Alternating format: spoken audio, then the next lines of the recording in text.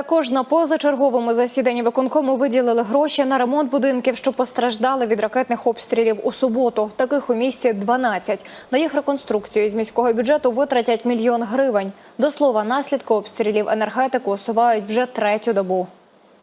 Внаслідок цього обстрілу постраждала одна людина. Це працівник відповідно енергетичного об'єкту, по якому було здійснено обстріл. І також постраждало 12 житлових будинків, в 7 житлових будинках пошкоджено дах, декілька гаражів постраждало. І ще в суботу наші працівники почали усувати наслідки